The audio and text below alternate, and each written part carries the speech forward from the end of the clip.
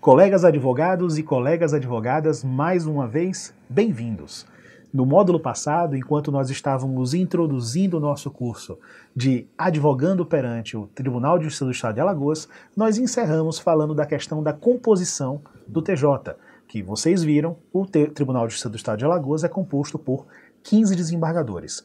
E falamos também sobre a divisão dos 4/5 e do 5º constitucional, que hoje vocês sabem que estão necessariamente inseridos no tribunal 2 ex-membros do Ministério Público e 1 membro da Ordem dos Advogados do Brasil, que é o atual presidente, desembargador Tutmés Ayran. Então, se vocês forem mais uma vez agora para o nosso slide, vocês vão poder perceber a divisão desses 15 desembargadores nos órgãos fracionários do Tribunal de Justiça. Então vamos lá. Como vocês podem ver no slide, nós temos aqui a primeira, segunda e terceira câmaras cíveis com sua atual composição, a Câmara Criminal e os órgãos diretivos do tribunal, o presidente do tribunal, o vice-presidente do tribunal e o corregedor-geral de justiça. Se vocês pegarem a primeira Câmara Cível, por exemplo, vocês podem verificar que ela tem exatamente 3 desembargadores. Isso vai se dar justamente para possibilitar que no julgamento nós tenhamos, em regra, o desembargador relator, o desembargador revisor e o chamado vogal. Vejam que o número é ímpar, não é por mera coincidência. O número é ímpar justamente para possibilitar que os julgamentos não se deem ou não tenham como resultado um empate, o que dificultaria a necessidade de uma decisão. Então vejam que a primeira Câmara Cível, a segunda Câmara Cível e a terceira Câmara Cível têm exatamente cada uma delas 3 desembargadores. No entanto, a Câmara Criminal, por sua vez, tem exatamente 4 desembargadores. O que acontece nesse caso? O que acontece, senhores, é que para além do Código de Organização Judiciária, para além do regimento interno, o próprio Código de Processo Penal dá uma solução para isso. Em havendo empate, numa situação, por exemplo, na Câmara Criminal, o empate vai necessariamente possibilitar que a decisão que eventualmente beneficie mais o réu seja aquela acolhida como decisão da Corte. Então, no âmbito da Câmara Criminal, justamente por conta dessas circunstâncias que a legislação processual permite, é que foi possibilitada essa presença de um número de desembargadores par.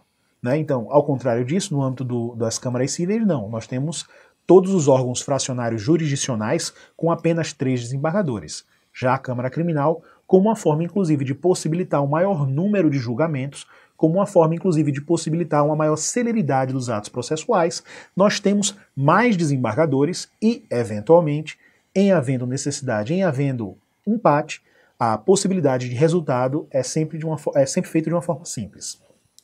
Além disso, como vocês já viram, nós temos o presidente, desembargador Tutmés Ayran, nós temos o vice-presidente, desembargador Sebastião Costa Filho, e nós temos ainda o atual corregedor-geral da Justiça, que é o desembargador Fernando Tourinho. Doutores, nós já falamos, além disso, a respeito da estrutura e do funcionamento de cada um dos órgãos, mas eu queria também deixar claro algumas situações práticas.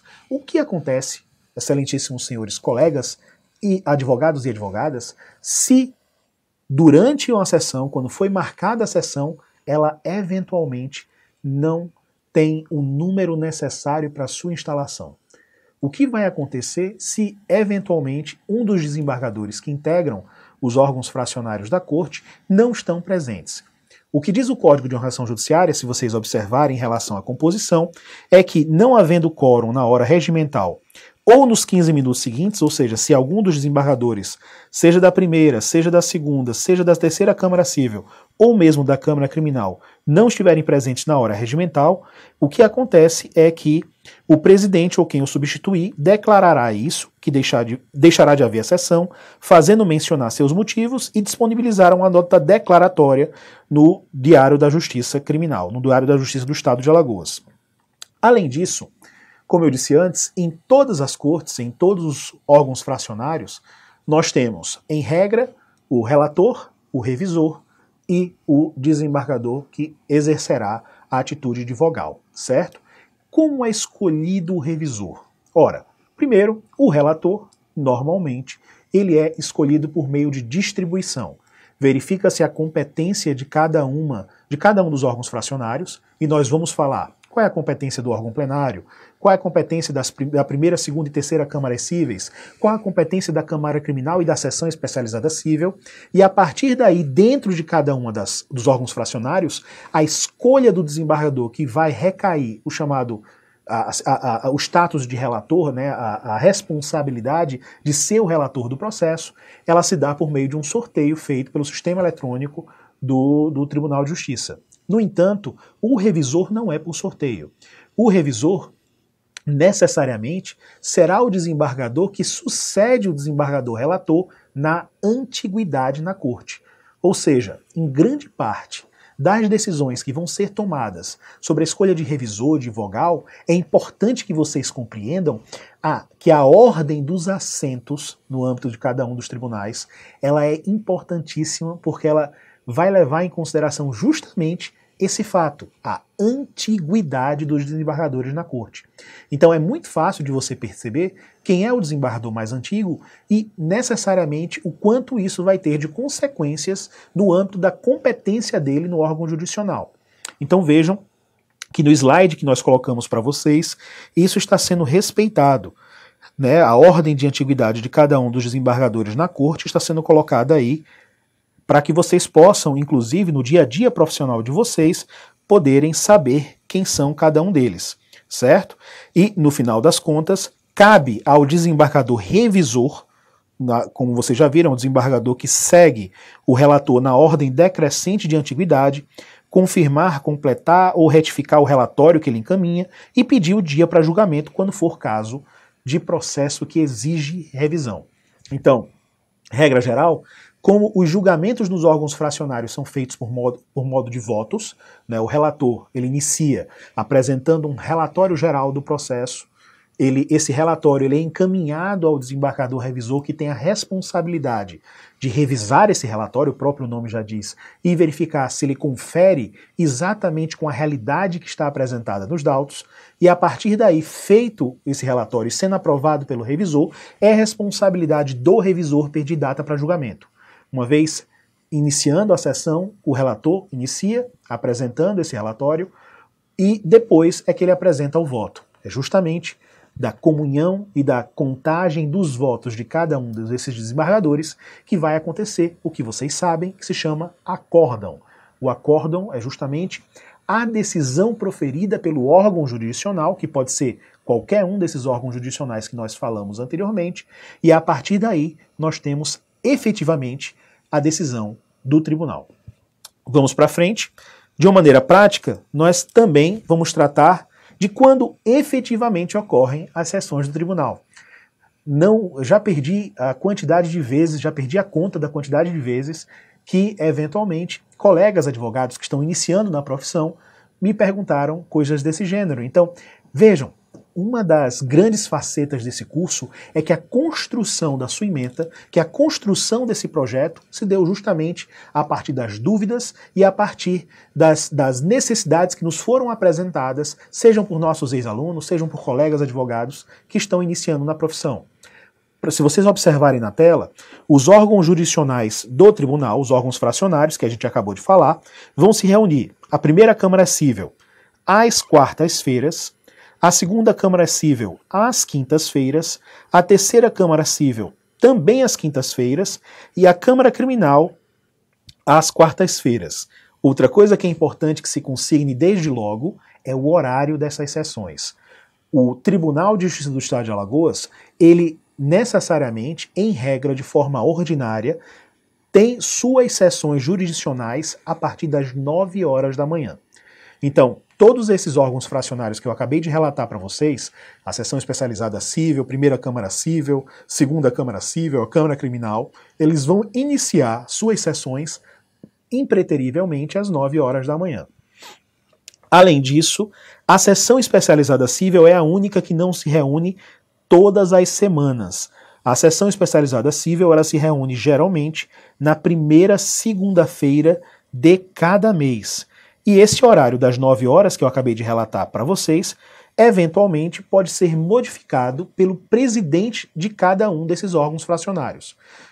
Então, tanto a primeira Câmara, a segunda Câmara, a Câmara Criminal, cada uma delas vai ter um presidente a quem cabe a responsabilidade de organização da pauta, da agenda desses órgãos fracionários e que, eventualmente, por ato deles, pode haver modificação nesses horários. Além disso, senhores, é preciso que vocês saibam, e a gente colocou uma foto aí para ficar bem característico disso de uma forma extremamente prática, vocês podem ver ao centro da foto o desembargador presidente de um determinado órgão fracionário do tribunal, e como é que é dividido a estrutura para que vocês possam desde já conhecer.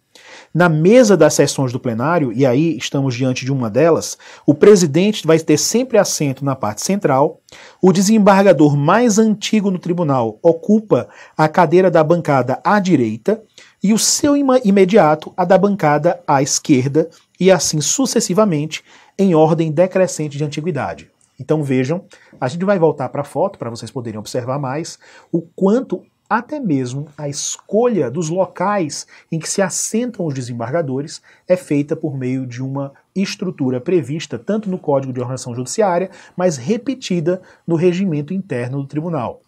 Então é muito simples, é muito fácil de perceber. Basta olhar no tribunal que vocês vão conseguir perceber quem são os desembargadores que integram a corte e a sua ordem de antiguidade. No entanto, percebam uma coisa ainda da foto.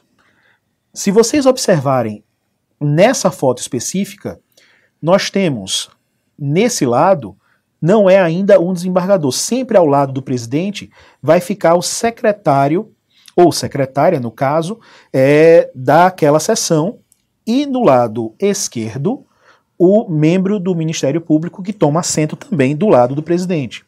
Os desembargadores vão sempre ocupar as cadeiras ao lado.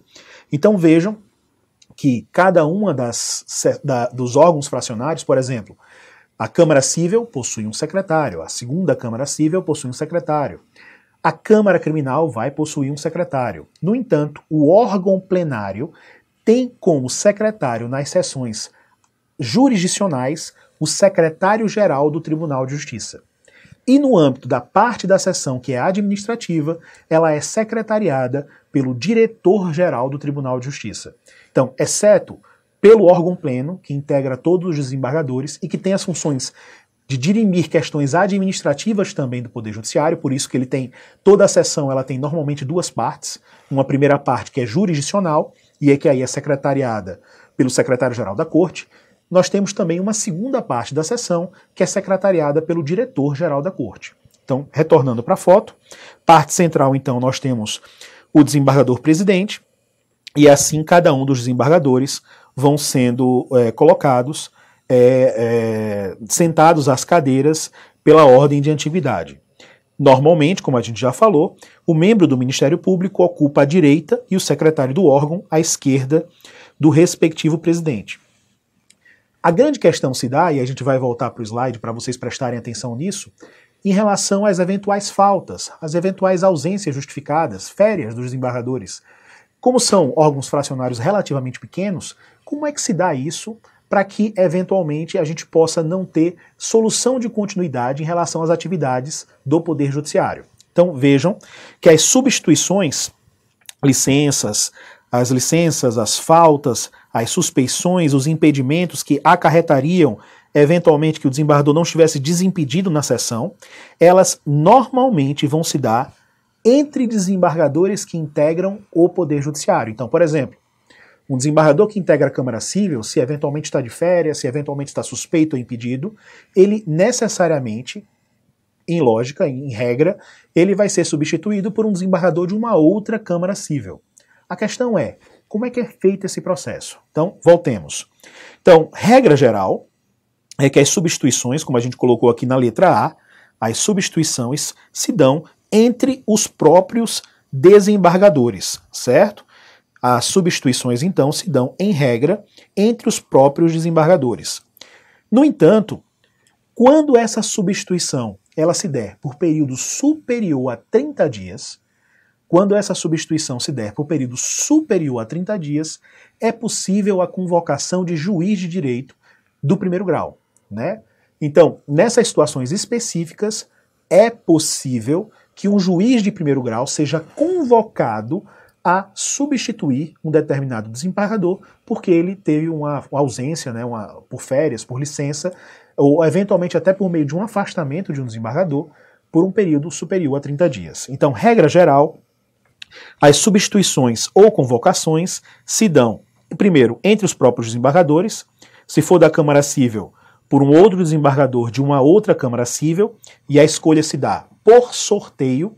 Então, há necessidade de substituição de um determinado desembargador, é sorteado um desembargador de uma outra Câmara Cível, e no caso da Câmara Criminal, como não há outras câmaras criminais no Poder Judiciário de Alagoas, então, nesse caso específico, é também sorteado um desembargador da Câmara Cível para substituir o desembargador que eventualmente esteja com a necessidade de um afastamento, uma licença, férias, ou por qualquer motivo tenha necessidade de substituição. Normalmente, então, essas substituições se dão dentro do tribunal, entre os próprios desembargadores. No entanto, é possível sim, excepcionalmente, a convocação de juízes. E eu coloquei para vocês, no material, a questão da Resolução 10 de 2012. Essa resolução, senhores, essa resolução número 10 de 2012, ela regula exatamente como é que se dá a escolha desses juízes para integrar o tribunal no caso de substituições. Então, o que acontece é que no final do ano, os juízes que eventualmente têm interesse em participar, em substituir os desembargadores no caso de eventuais afastamentos, eles integram uma lista que é encaminhada ao tribunal e o tribunal escolhe, por regras objetivas previstas nessa resolução que a gente acabou de tratar, quais seriam os juízes que, em caso de necessidade, seriam convocados no ano seguinte. Então, para cada Câmara, são escolhidos juízes que durante o ano seguinte vão integrar o Poder Judiciário em caso da necessidade de substituição. E essa convocação, como a gente se dá seja pelo afastamento do desembargador, seja por uma licença ou férias que eventualmente dependam que essa substituição ocorra por mais de 30 dias, certo? E, além disso, senhores, nós vamos falar sobre as competências de cada um dos órgãos fracionários, certo?